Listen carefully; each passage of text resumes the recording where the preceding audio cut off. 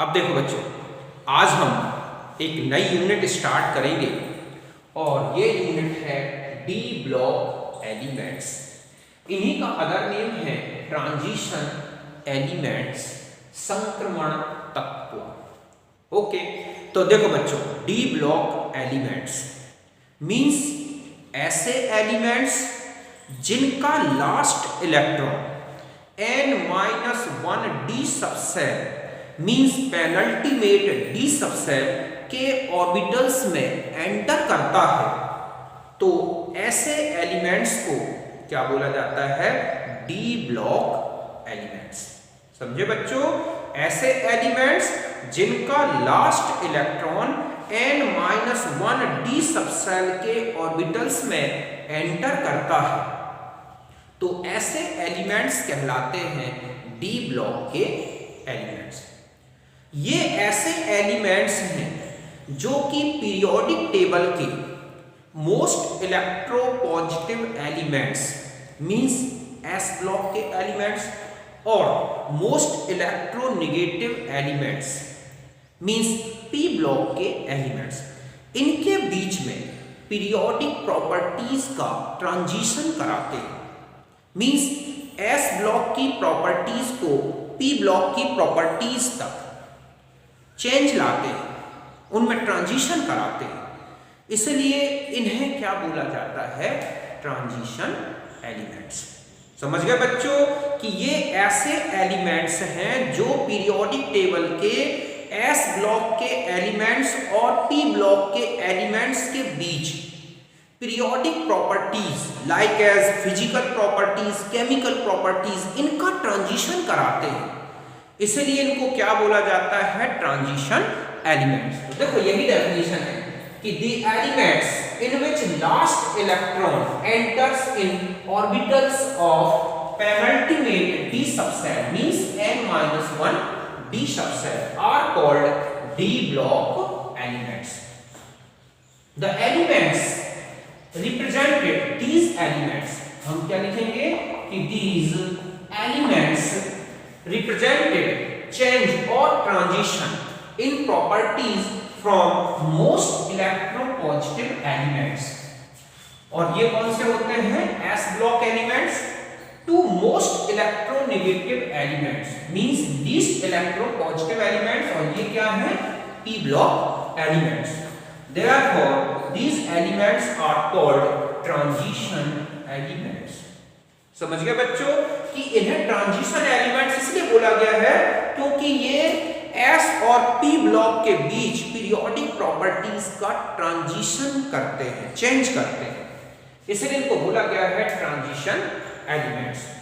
अब आता है कि transition of the properties between s to p block elements shown by those elements in which contain incomplete d orbitals.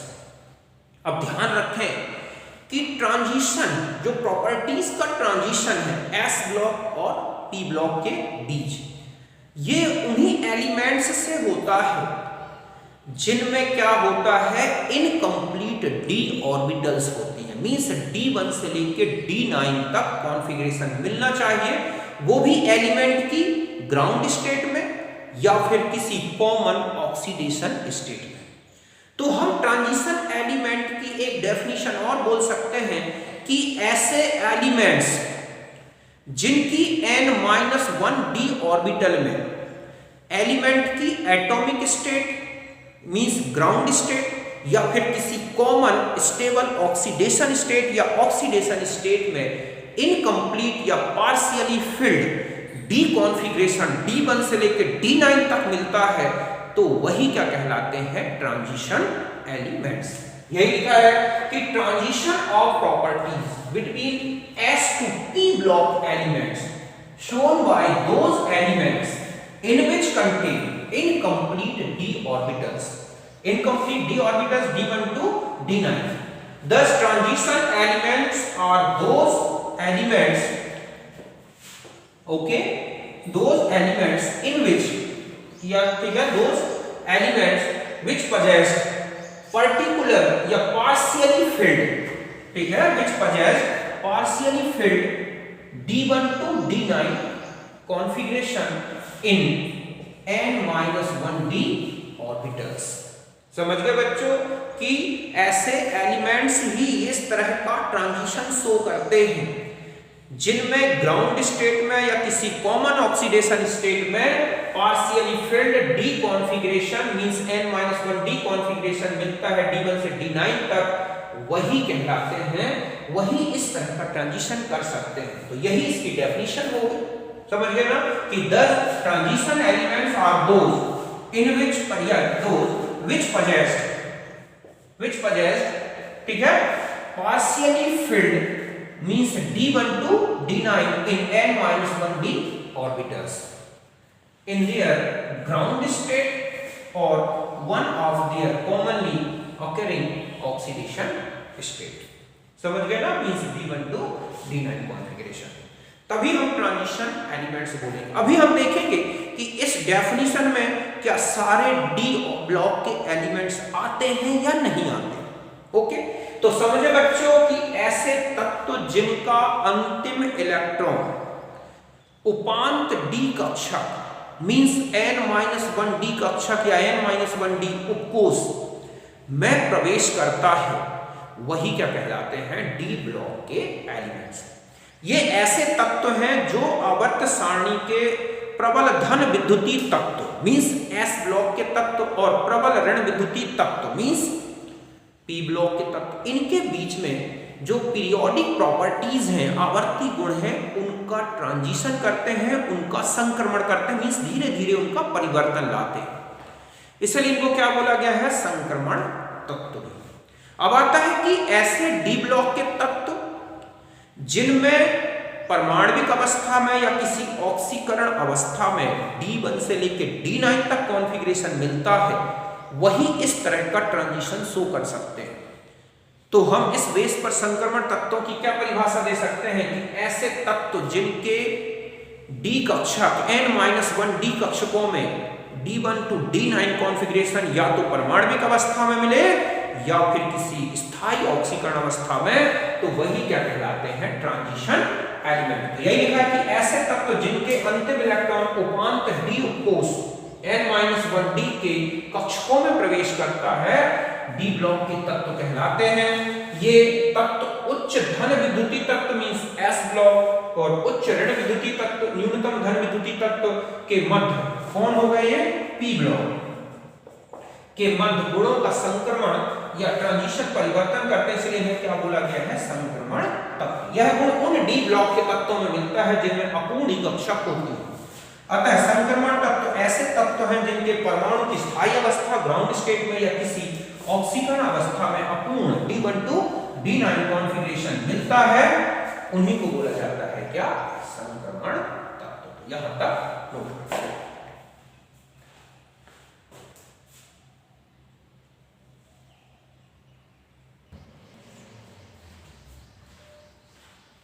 अब देखो बच्चों, अभी हमने देखा कि जो ट्रांजिशन एलिमेंट्स हैं ये वही एलिमेंट्स होंगे जिनकी एटॉमिक स्टेट में या फिर किसी आयन की स्टेट में या ऑक्सीडेशन स्टेट में इनकम्प्लीट डी ऑर्बिटल होने चाहिए।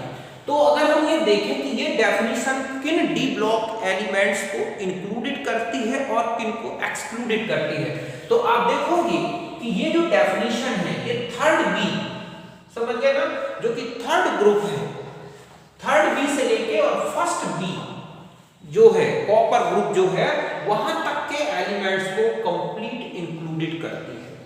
अगर हम फर्स्ट बी एलिमेंट्स देखें जो है Cu, Ag, Au, इनमें ग्राउंड स्टेट या एटॉमिक स्टेट में D10 कॉन्फ़िगरेशन होता है, बट इनके जो आयंस हैं Cu2+, Ag2+, Au2+ या 3+, आप इनमें देखोगे पार्शियली फिल्ड डी ऑर्बिटल्स मिलते हैं d9 configuration, copper 2+ 3d9, Ag2+ 4d9 या Au2+ 3+ 5d9 या d8, इस तरह का कॉन्फ़िगरेशन मिलता है। तो इनको हम ट्रांजिशन एलिमेंट्स कहेंगे। क्यों, डेफिनेशन ये कहती है कि चाहे उनकी ग्राउंड स्टेट में मिले या फिर उनके किसी आयन में अगर d9 तक कॉन्फ़िगरेशन दिखता है, d1 से लेकर d9 तक का, तो वो ट्रांजिशन एलिमेंट होगा। तो ऐसे में थर्ड बी से लेके फर्स्ट बी तक के एलिमेंट्स पीरियोडिक टेबल में जो 9 ग्रुप्स हैं वो आते हैं, आप पीरियोडिक टेबल में देख सकते हैं। अब आता है कि ये जो डेफिनेशन है, ये सेकंड बी के जो एलिमेंट्स हैं कौन कौन से, Zn, Cd और Hg, 12 नंबर का जो ग्रुप है उनके एलिमेंट्स को इंक्लूडेड नहीं करती ट्रांजिशन एलिमेंट्स में। क्यों? क्योंकि आप देखोगे चाहे जिंक हो 3d10 और 4s2, ये इसकी ग्राउंड स्टेट का कॉन्फ़िगरेशन है, या जिंक 2+ स्टेट में देखें तो 3d9 4s0 कॉन्फ़िगरेशन होता है। तो ना तो ये जिंक में मिल रहा है और ना ही जिंक 2+, और इसके अलावा जिंक की कोई ऑक्सीडेशन स्टेट नहीं मिलती, तो इन दोनों स्टेट में D9 कॉन्फ़िगरेशन कहीं नहीं आ रहा है। तो ऐसे में जिंक हो गया, ऐसा ही CD में आप देख लो, CD की 4d10 5s2, CD 2+ में अगर जाओगे तो ये भी कॉन्फ़िगरेशन आ जाएगा। ऐसे Hg में चले जाओ तो 5d10 6s2 मिलेगा, Hg2+ में चले जाओगे ये कॉन्फ़िगरेशन मिलेगा। तो ये ऐसे एलिमेंट्स हैं जिनकी किसी भी आयन में या इन एटम की ग्राउंड स्टेट में पार्शियली फिल्ड डी कॉन्फ़िगरेशन नहीं है, इसलिए हम इन्हें ट्रांजिशन एलिमेंट्स में डिफाइन नहीं कर सकते, मींस ट्रांजिशन एलिमेंट्स नहीं कह सकते। बट ये डी ब्लॉक के एलिमेंट्स हैं क्योंकि इनका लास्ट इलेक्ट्रॉन डी ऑर्बिटल में एंटर होता है n-1d ऑर्बिटल्स में, और इसके अलावा ये पूरी डी ऑर्बिटल को कंप्लीट करने के लिए जरूरी भी है। ओके, तो यही मैंने लिखा है कि definition included third B to first B group elements in transition elements. First B CuAgAu included in transition elements as their ions जो है 2+ ions जो है ये वाले have partially filled n-1d subset D9. Although their atom have filled D10 configuration orbitals in ground state of atom. ये बात समझ गए ना? अब आता है कि however this definition does not include the element of third B. मैंने अभी आपको बता दिया, ऐसा क्यों? क्योंकि as these elements do not have partially filled n-1d orbitals either in the ground state or in ions. जैसे आपको ये एग्जांपल्स बताए, बट ये इनका लास्ट इलेक्ट्रॉन n-1d ऑर्बिटल में एंटर करता है, इसलिए वो डी ब्लॉक में आते हैं। उसके अलावा डी ऑर्बिटल को कंप्लीट करने के लिए ये ग्रुप होना भी जरूरी है। समझ गए बच्चों कि ये जो परिभाषा है ये थर्ड बी से फर्स्ट बी तक के तत्वों को संक्रमण तत्वों में शामिल करती है। क्यों? क्योंकि इनमें इनकम्प्लीट जो है डी ऑर्बिटल्स मिलते हैं। अगर हम फर्स्ट बी की बात करें CuAgAu तो इनकी ग्राउंड स्टेट में तो D10 ही कॉन्फ़िगरेशन होता है, बट इनकी जो Cu2+ D9 कॉन्फ़िगरेशन होता है, ओके, Ag2+ D9 कॉन्फ़िगरेशन होता है, Ag3+ या 2+ ले लें, इस तरह का कॉन्फ़िगरेशन मिलता है जो कि अपूर्ण अक्षर दर्शाता है कई संक्रमण तत्वों में आते हैं। लेकिन अगर हम जिंक, Cd और Hg की बात करें तो ये तत्व संक्रमण तत्वों में नहीं आएंगे, क्योंकि इनकी चाहे ग्राउंड स्टेट हो या आयन स्टेट हो कहीं पर भी D9 कॉन्फ़िगरेशन नहीं मिलता, इसलिए इन्हें संक्रमण तत्व नहीं मानते। लेकिन ये डी ब्लॉक को पूर्ण करने के लिए जरूरी थे, और इसके अलावा इनका लास्ट इलेक्ट्रॉन डी ब्लॉक में एंटर होता है डी कक्षकों में, इसलिए इन्हें डी ब्लॉक में रखा गया है। तो ये क्वेश्चन होता है कि इनमें से कौन सा डी ब्लॉक का एलिमेंट है और ट्रांजिशन नहीं है। समझ गए ना? तो ये 3 याद रखना है जो ट्रांजिशन एलिमेंट्स नहीं है, तो यहां तक नोट कर।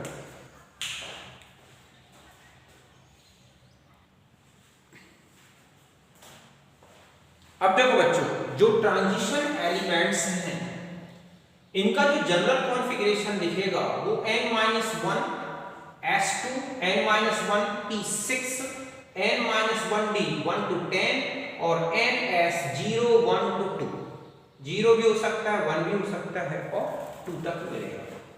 या फिर ऐसा लिख सकते हैं, x मतलब है सिंबल ऑफ इनर्ट गैस, फिर n-1d 1 to 10 यहां दिखेगा, और ns0 to 1 to 2।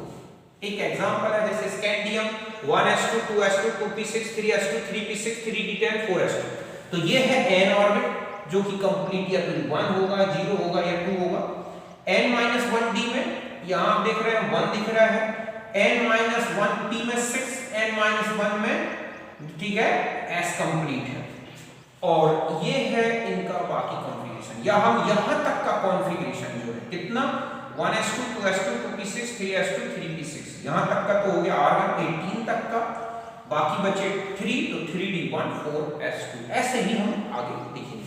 मैंने किसी भी एलिमेंट का कॉन्फ़िगरेशन निकालना है, इलेक्ट्रॉनिक कॉन्फ़िगरेशन, तो कैसे निकालें, इसको मैंने कंप्लीटली पीरियोडिक टेबल में बताया। कोई भी एटॉमिक नंबर आपको दे दे, आप कैसे कॉन्फ़िगरेशन लिखें वो आप पीरियोडिक टेबल में देख सकते हैं। फिर आता है क्लासिफिकेशन। तो डी ब्लॉक जो एलिमेंट्स हैं उनको 4 सीरीज में डिवाइड किया गया है। एक होती है first transition series, 3D series, प्रथम संक्रमण श्रेणी। इसका जनरल कॉन्फ़िगरेशन होगा argon 3D 1 to 10 4s 1 to 2। ये स्कैंडियम 21 से स्टार्ट होगी और जिंक 30 तक जाएगी। अभी हम इसका कंप्लीट कॉन्फ़िगरेशन लिख के देखेंगे। सेकेंड सीरीज में जाओगे तो 4D सीरीज कहलाती है और द्वितीय संक्रमण श्रेणी, इसमें क्रिप्टॉन 36 तक, तो क्रिप्टॉन लिख देंगे हम 4D 1 to 10 और 5s 0 to 1 and 2 तक चलेगा। इट्रियम 39 से कैडमियम 48 तक दिखेगा। थर्ड ट्रांजिशन सीरीज, तृतीय संक्रमण श्रेणी 5D सीरीज कहलाती है। जिनोन आ जाएगा यहाँ पर 5D 1 to 10 6s 1 to 2, length एकदम 57। अब यहाँ पर बीच में देखोगे सीरियम 58 से लेके और ल्यूटेशियम 71 तक के तो F ब्लॉक में आते हैं, इसलिए 57 फर्स्ट है। फिर आप देखोगे कहां से 72 से 80 तक Hg है, मतलब ये सीरीज में बीच में F ब्लॉक आ गया। ऐसे ही फोर्थ ट्रांजिशन सीरीज में आप देखोगे 6D सीरीज है, 6D में इलेक्ट्रॉन एंटर होगा तो रेडॉन 86, फिर 6D 1 to 10 7s 1 to 2। एक्टिनम first element 89, फिर इसके बाद 90 थोरियम से लेके और 103 तक लॉरेंसियम तक तो F ब्लॉक में है, उसके बाद स्टार्ट हो जाता है फिर ये सीरीज। अभी हम कॉन्फ़िगरेशन में इसको देखेंगे। कुल मिला के ये 4 सीरीज में बटे हुए हैं, कौन से ट्रांजिशन एलिमेंट्स या डी ब्लॉक के एलिमेंट्स। तो यहां तक नोट करें।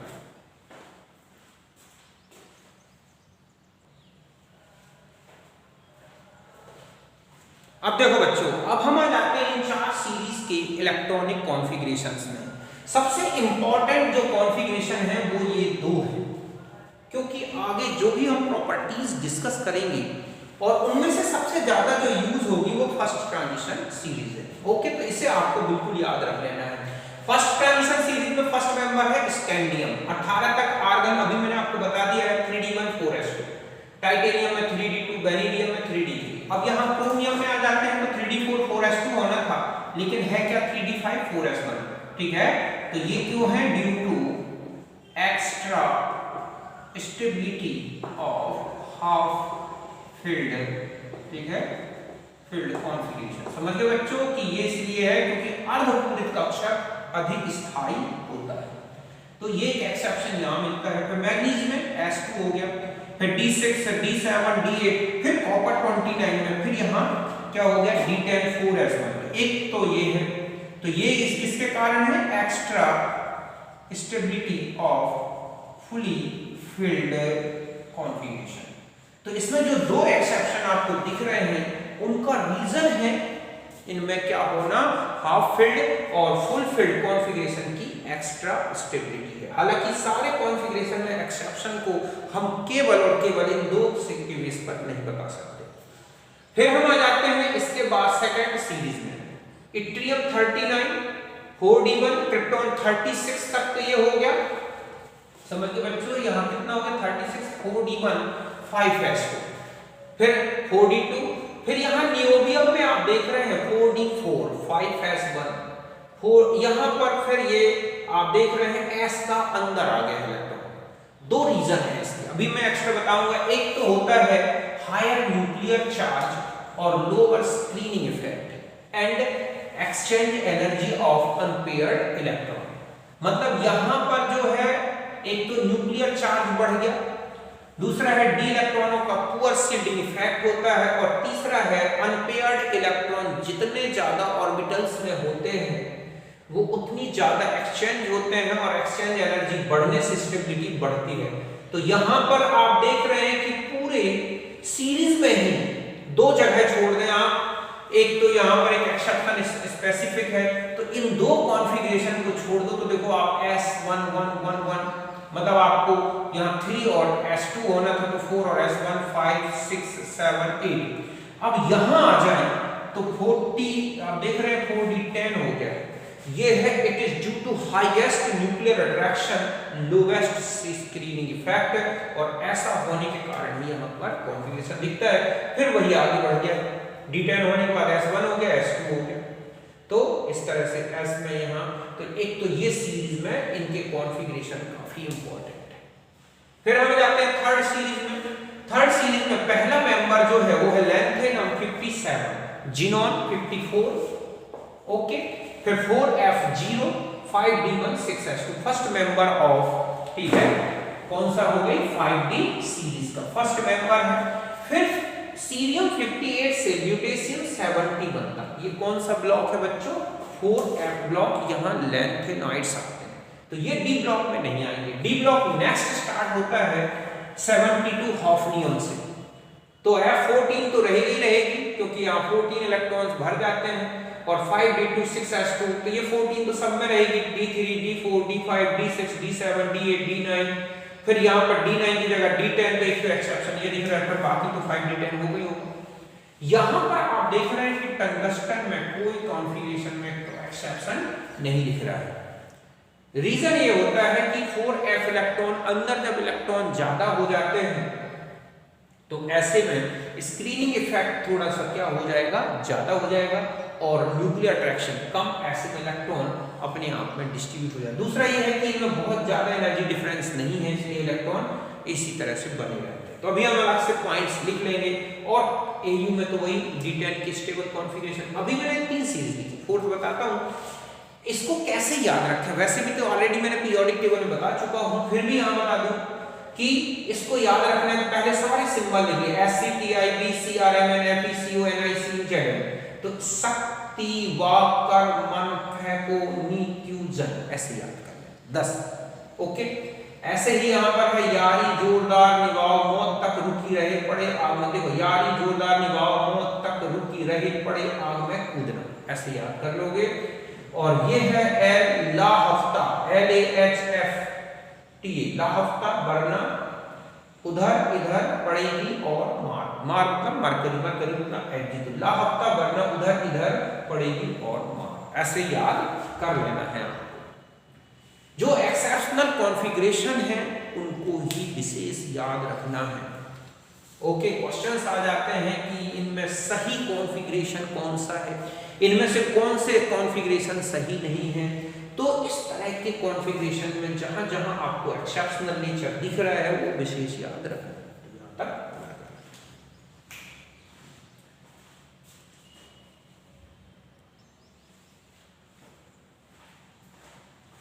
अब देखो बच्चों, अब आ जाते हैं फोर्थ ट्रांजिशन सीरीज। तो इसका जो फर्स्ट मेंबर है वो है एक्टिनम 89, 86 तक तो रेडॉन का हो गया, 5F0 रहेगी, 6D1, 7S2। फिर यहाँ पर 90 थोरियम से 103 तक ये कौन आ गए हैं 5F ब्लॉक एलिमेंट, जिनको बोलते हैं एक्टिनॉइड्स, हमने F ब्लॉक में स्टडी करेंगे। अगला जो स्टार्ट होगा 104, इनके IUPAC नोमेनक्लेचर भी किए गए हैं। ये कहलाता है जो है, इसको बोलेंगे 1 को अन बोलते हैं, 0 को हो गया निल, और 4 को क्वाइड, और लास्ट में ईयम लग जाएगा, किसका एक नेम और हो जाएगा अनिल क्वाइडियम, या इसी को बोलते हैं rutherfordium. Radon 5F14, 6D2, 7S2। फिर है DB डबनियम 105, UNP अनिल पेंटियम, अगर ये नेम याद नहीं है तो अनिल पेंटियम, और इस तरह से D3 हो जाएगा। फिर है SB अनिल हेक्सियम, अनिल हेक्सियम, इसी को सीबोर्जियम भी बोलते हैं, सीबोर्जियम, तो इस तरह से D4 हो गया। फिर है BH अनिल सेप्टियम, 107 बोहोरियम, बोरियम, बोरियम बोलते हैं, बोहर, ठीक है, बोहर के नाम से बना है, तो Rn ये हो गया D5। फिर आता है HS UNO अनिल ऑक्टियम, 6 हो जाएगा, इसी को बोलते हैं HS हासियम, हासियम, ओके। फिर है MT 109 अनिल इनियम, UNE D7, इसी को बोलते हैं मेटेनेरियम, ठीक है, इस तरह से इसका नेम है क्या मेटेनेरियम, MEIT NERIUM, मेटेनेरियम, ओके। और इस तरह से फिर है DS UNN अनिल ठीक है, नीलियम 110, ठीक है, डर्मेस्टेडियम, और ये है इसका कॉन्फ़िगरेशन। फिर है रोंटेजिनियम, अनियम, और लास्ट है अनबाइयम 112। इस तरह से कॉन्फ़िगरेशन दिखता है। यहां केवल और केवल एक ही कॉन्फ़िगरेशन में एक्सेप्शन दिखेगा आपको, ये है। तो यहां पर हम आ जाते हैं कि जो है एक्सेप्शनल रीजन क्या है। तो देखो बच्चों, जो आपने चारों सीरीज पढ़ी उनमें कॉन्फ़िगरेशन कई प्रकार से चेंज हो रहे हैं। एक तो होता है इसका रीजन है extra stability of half field fully filled electronic configuration. तो कहीं पर अगर D4 की जगह D5 या D9 की जगह D10 मिल रहा है तो उसका रीजन है extra stability of full filled and fully filled electronic configuration, जैसे क्रोमियम, कॉपर, Ag, Au, इस तरह से। दूसरा है exchange energy and higher nuclear charge and poor shielding effect. कहीं पर न्यूक्लियर चार्ज बहुत ज्यादा और पुअर शील्डिंग इफेक्ट हो, और एक्सचेंज एनर्जी ऑफ जो अनपेयर्ड इलेक्ट्रॉन है, आप इसको अलग से देख सकते हैं। एक्सचेंज एनर्जी के बारे में मैंने बताया है, आप वो रूल पढ़ लेंगे वहां पे मिल जाएगा। तो ये एटॉमिक स्ट्रक्चर में बताया है। तो इस तरह से एक्सचेंज एनर्जी, न्यूक्लियर चार्ज बहुत ज्यादा, उच्च नाभिकीय आवेश और निम्न परिलक्षण प्रभाव, ये फैक्टर मिल जाते हैं। तो ऐसे में इलेक्ट्रॉनिक कॉन्फ़िगरेशन में S में इलेक्ट्रॉन ना रह के कहां पहुंच गया है, D में, जो कि आप सेकंड सीरीज में देखते हैं। फिर है इंटर आयनिक रिपल्सन, स्क्रीनिंग इफेक्ट, ठीक है। तो लो एंड लिटिल एनर्जी डिफरेंस, ये दो फैक्टर ऐसे हैं जो कि यहां पर फोर्थ, थर्ड और फोर्थ सीरीज में ऐसा देखने को मिलता है, जहां पर एक लिटिल एनर्जी डिफरेंस है n-1d और s में, इसलिए इलेक्ट्रॉन दोनों में आते जाते रहते हैं और इसलिए कोई खास एक्सेप्शनल नेचर नहीं दिखता। Inter electronic repulsion screening effect के कारण भी इलेक्ट्रॉन जो है बाहर की तरफ चले जाते हैं, जो कि आपको थर्ड सीरीज और फोर्थ सीरीज में मिल रहा है। तो ये सारे फैक्टर्स हैं जो कि इन डी ब्लॉक के एलिमेंट्स के इलेक्ट्रॉनिक कॉन्फ़िगरेशन को डिसाइड करते हैं, इसलिए इन फैक्टर्स को भी आपको एक बार ध्यान देना है। तो यहाँ तक